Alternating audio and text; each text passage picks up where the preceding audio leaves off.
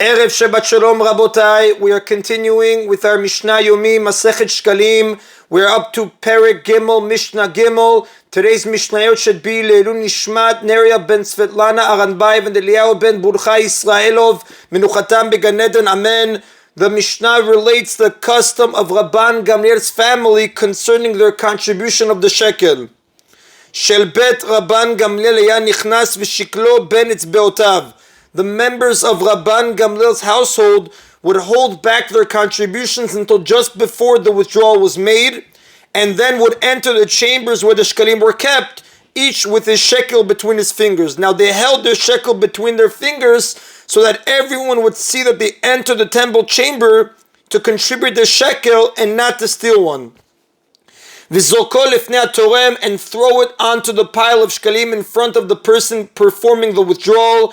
V'hatorem mitkaven v'dochafo lakupa, and the person withdrawing the shekalim would then intentionally push it from the pile into the basket that he was filling. In this manner, they were able to make sure that their coins were among the ones actually used. Now, although the withdrawal of the tirumah was performed on behalf of everyone who contributes a shekel, even those whose shekalim had not yet arrived or had not yet been contributed, so that everyone should have a share in the communal offerings, nevertheless, it was a source of special satisfaction to Rabban Gamliel and his family to know that their shekalim actually were used to buy offerings.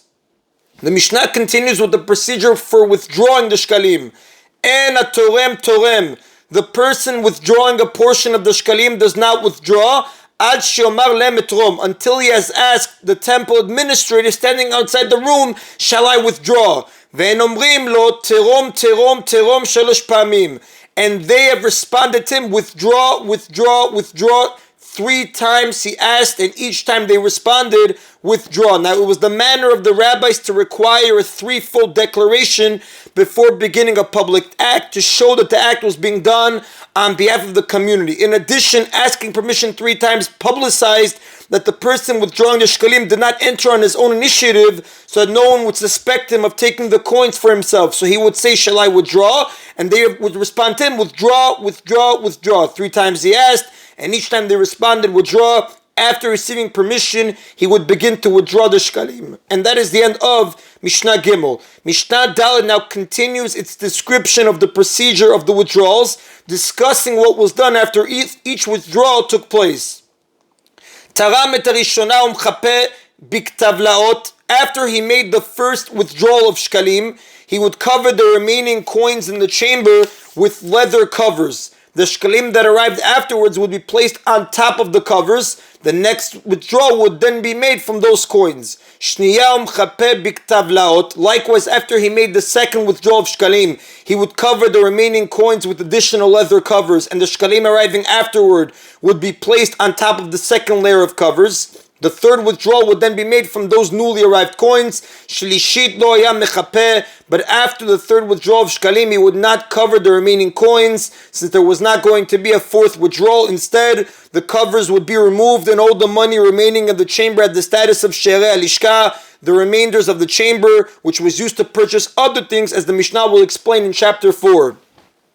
The reason he would cover the remaining coins after the first and second withdrawals and not simply place the newly arriving shekalim in a separate pile is shema yishkach v'yitrom mina davar hatarum, because he might forget to put the new shekalim in a separate pile and add them instead to the old pile, and thereby withdraw shekalim the next time from that old money which already had funds withdrawn from it. Now, mixing the newly arrived shekalim with the old ones made it likely that the next withdrawal would remove some coins from the old group as well, and that would be a problem.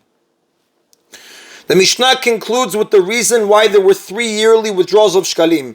Taram et harishona l'shem Eretz Yisrael. The person who withdrew the shekalim made the first withdrawal on behalf of the Jews living in Eretz Yisrael, whose shekalim had arrived by the date of the first withdrawal. Ushniya lashum krakim amukafin lah. And he made the second withdrawal on behalf of the Jews living in the cities close to Eretz Yisrael, such as the cities of Ammon and Moab, whose Shekalim arrived only in time for the second withdrawal. And he made the third withdrawal on behalf of the Jews living in Babylon, and on behalf of the Jews living in Madai, and on behalf of all the Jews living in the other distant countries, whose Shekalim arrived only in time for the third withdrawal. In reality, now all the withdrawals of Shekalim were done on behalf of all those who contributed a shekel, no matter where they lived. This was true even if their shekalim had not yet reached the temple. The Mishnah is simply explaining why the rabbis instituted 3 different withdrawal times during the year. It was because not all the shekalim would arrive until the third withdrawal date. Although all the Jews had a share in the offerings purchased with the shekalim withdrawn from the first withdrawal, nevertheless, withdrawing shekalim 3 different times ensured that everyone's shekel, no matter how far away he lived, would have a chance of actually being used to buy the offerings. And that is it, Rabotai, today's Mishna Yomi. Everybody should have a Erev Shabbat Shalom. Baruch Adonai Leolam. Amen v'amen.